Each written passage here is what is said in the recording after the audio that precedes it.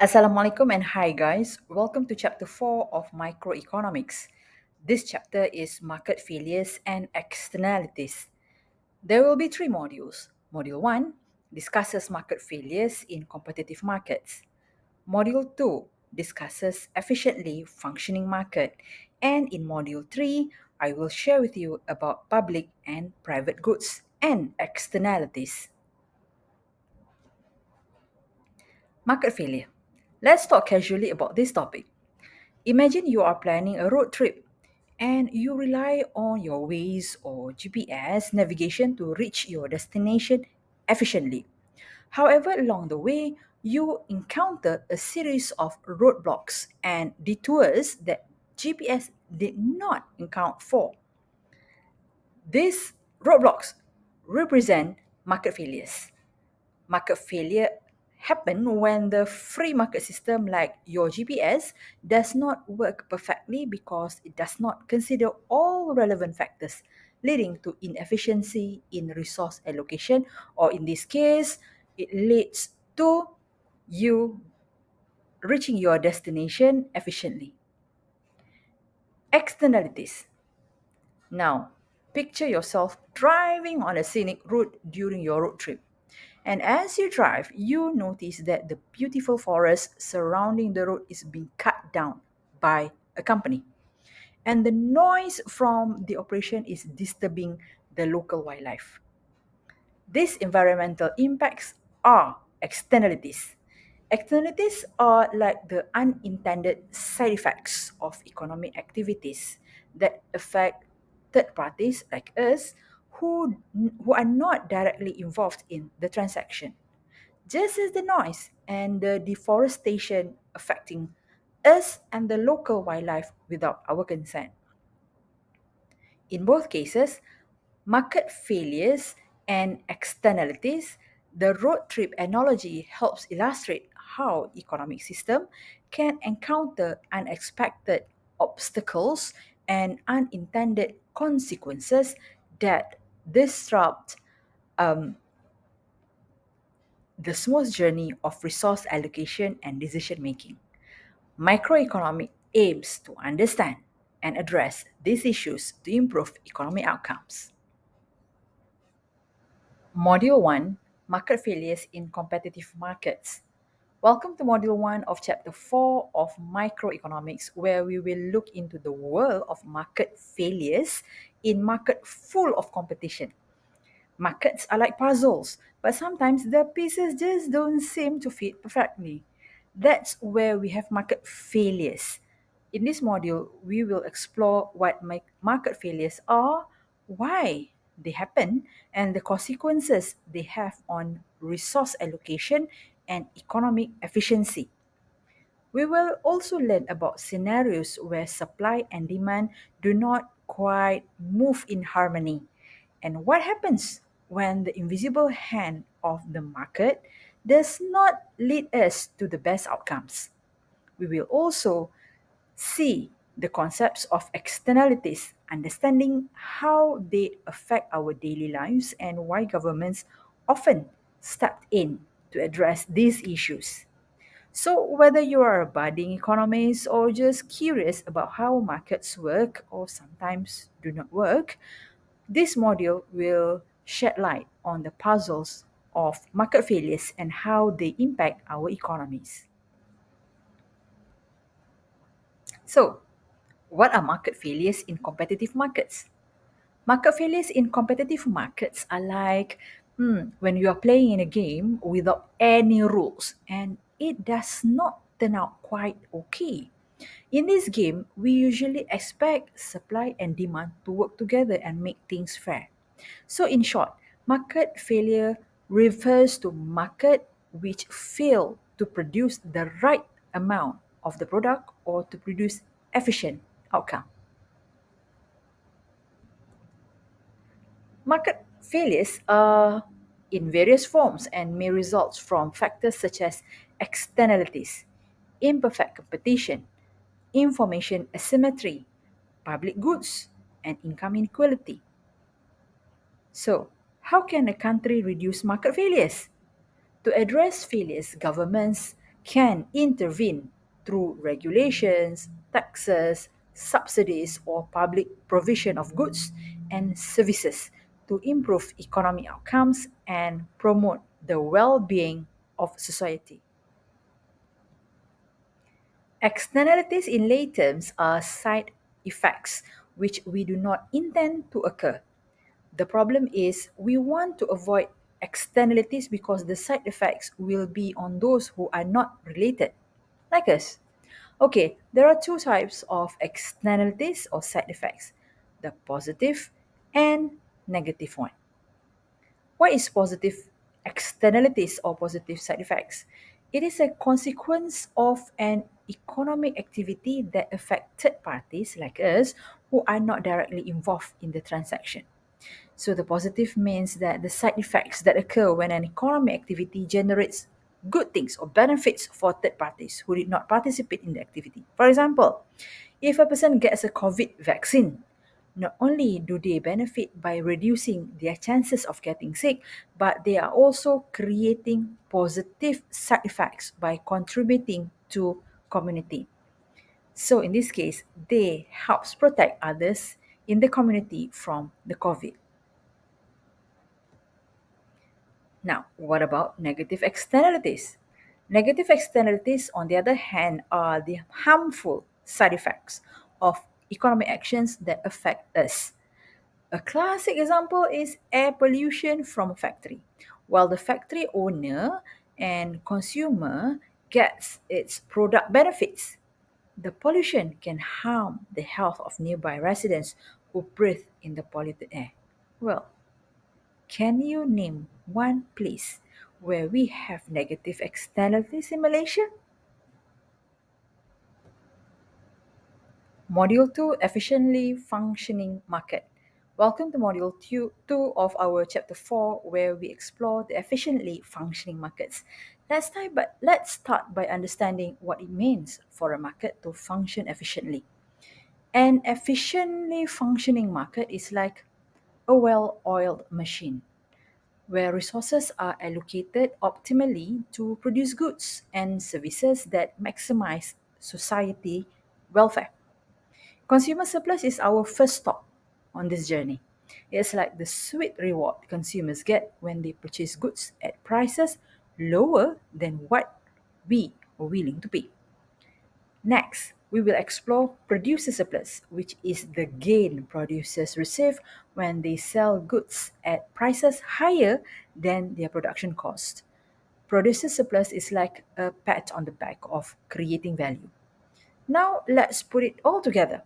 Consumer surplus plus producer surplus, and we get total surplus. Total surplus is like the grand sum of all the benefits in a market.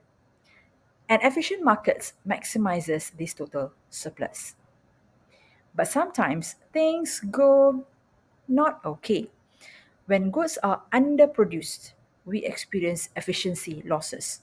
On the flip side, overproducing goods also leads to efficiency losses. To sum it up, an efficiently functioning market strives to maximize consumer surplus, producer surplus, and total surplus while at the same time minimizing efficiency losses. If you want your market to produce efficient outcomes, your market must require two things. The first one, our demand curve must reflect our willingness to pay. What if our demand curve does not reflect our willingness to pay? Yes, market is said to be distorted and not efficient. Second, supply curve must reflect all cost of production. What does it mean? It means that the supply curve on a graph should show how much producers are willing to produce and sell at different prices, taking into account all the cost. Now, imagine you are running a nasi lemak warung. So, to make a nasi lemak, you need to buy santan, rice, anchovies, etc. And also, don't forget to pay for things like your warung and your own time. All these costs are part of producing nasi lemak. So, if the price you can sell does not cover all these costs, you might decide it's not worth making nasi lemak anymore, right? The supply curve shows this relationship. It tells us that as price go up, producers are willing to supply more because it covers all their cost and makes a profit. But if prices drop too low, they might not be willing to produce as much or might even stop producing because it does not cover their expenses. So, what if your market fails or inefficient? How does market failures caused by negative externalities affect consumer and producer? If our market is functioning efficiently, then we as consumer might get surplus or gain. In economics, consumer surplus means the difference between what we are willing to pay and what we actually pay. In this case, it means we pay cheaper that than what we can or willing to pay. Then, in that case, we get the extra benefits from it. Okay, let's look how consumer surplus can be explained through table and graph. For now, you can assume consumer surplus as consumer gain. This table represents the consumer surplus that each buyer receives. For example, Bob is willing to pay up to $13 for nasi lemak when actual price is $8 only. So in this case, Bob's consumer surplus is $5. The surplus is just the difference between the price that we are willing to pay and the price that we actually paid. It is assumed that all consumers will pay the equilibrium price for the good. As you can see, not all consumers will have a surplus.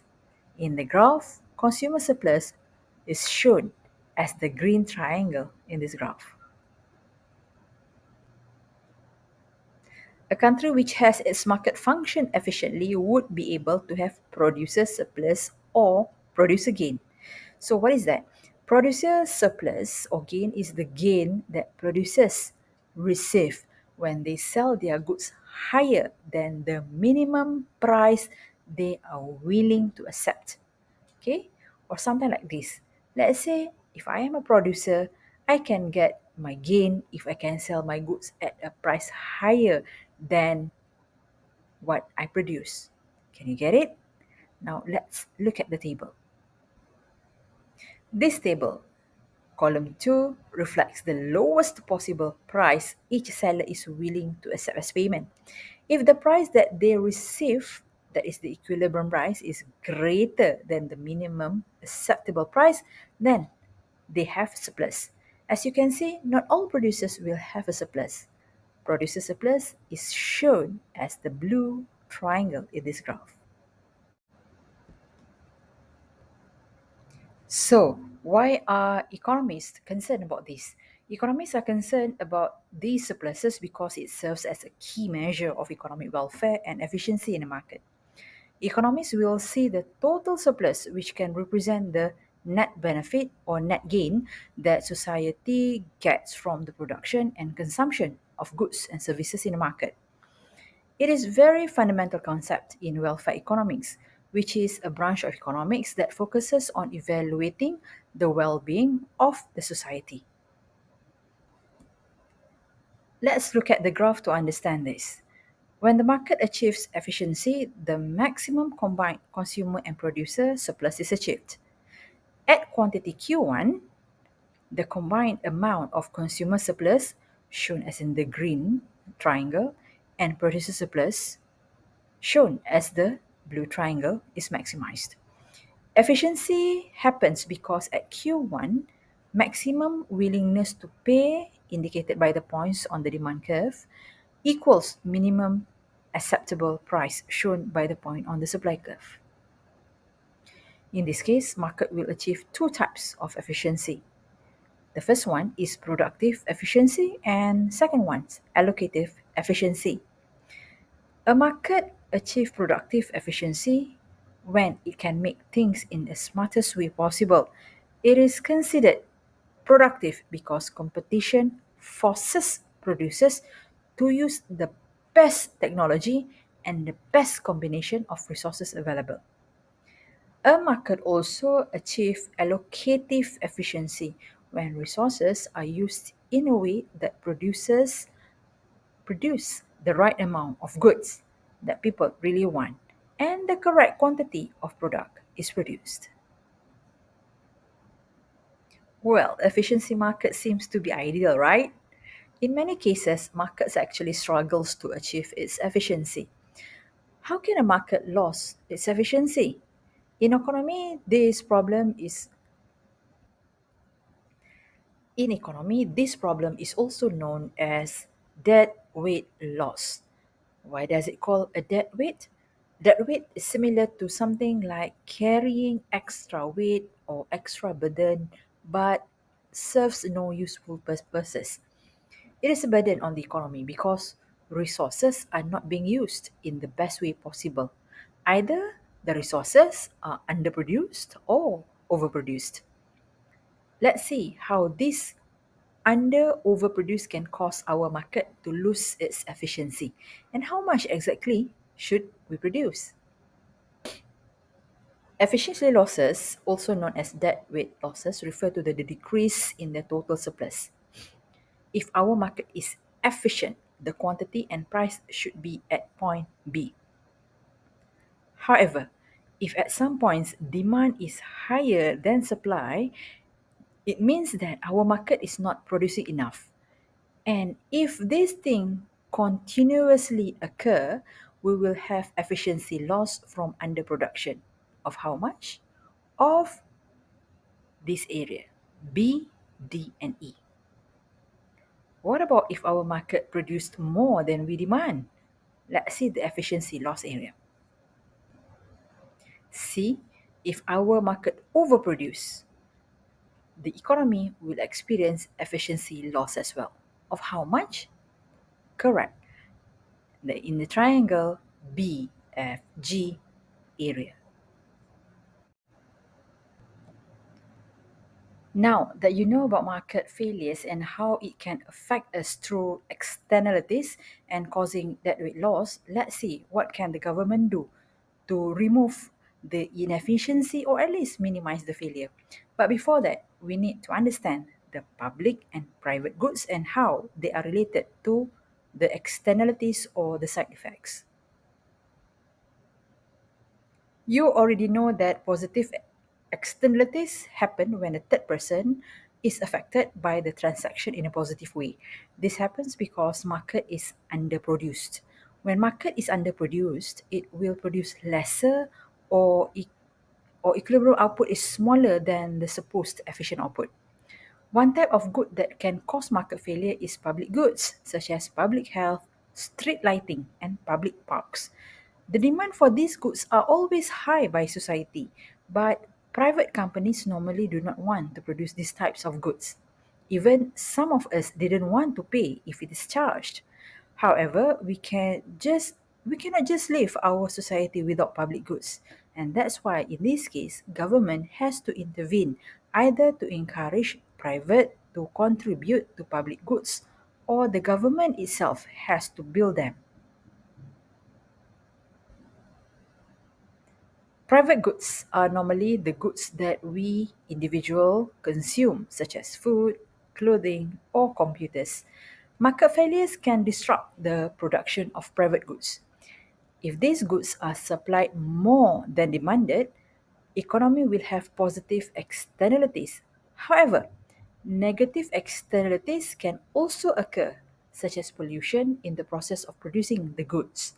So, what can government do to intervene? They can implement command and control type of regulation. However, it is only one type. There are several more measures that government can take to intervene.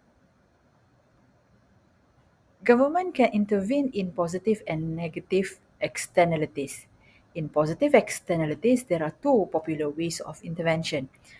Remember, positive externalities are positive side effects. When we want government to intervene, we want to have the positive effects. The first way government can do is by providing subsidies such as financial assistance or grants that encourage activities that generate positive effects such as fundings for education. The second way government can do is by provisioning goods that would be underprovided by the private sectors. For example, public parks, and national defense. Government can also intervene in negative externalities. Here, we want to reduce the negative side effects. Government can impose restrictions on activities which causing negative effects such as imposing standards and regulations to reduce carbon emissions or noise regulations. Also, they can impose taxes on activities which negative side effects such as carbon taxes to produce pollution.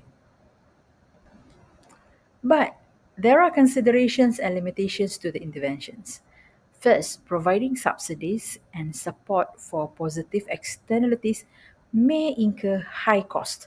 Therefore, a very careful cost benefit analysis must be done. Second, implementing and enforcing control may take up extra people, extra workers, and extra resources. So, in this case, government will face high administrative burden. Third, while doing the intervention, government might cause further unintended side effects, such as more distortion of market incentives or more negative externalities. In summary, while government intervention to address positive externalities is a good approach, there are several important considerations and limitations to keep in mind. Well done. You have come to the last slide. Let us recap. In this module, we explore the market failures in competitive markets. We have uncovered what market failures are, why they happen, and the impact on resource allocation and economic efficiency. There are several take home messages from this chapter. First, market failures happen when competitive markets do not allocate resources efficiently. This can lead to outcomes that are not in society's best interest. Number two, understanding market failures is a must for effective economic analysis and policy. And the third one, public and private goods, as well as externalities, play a crucial role in these market failures.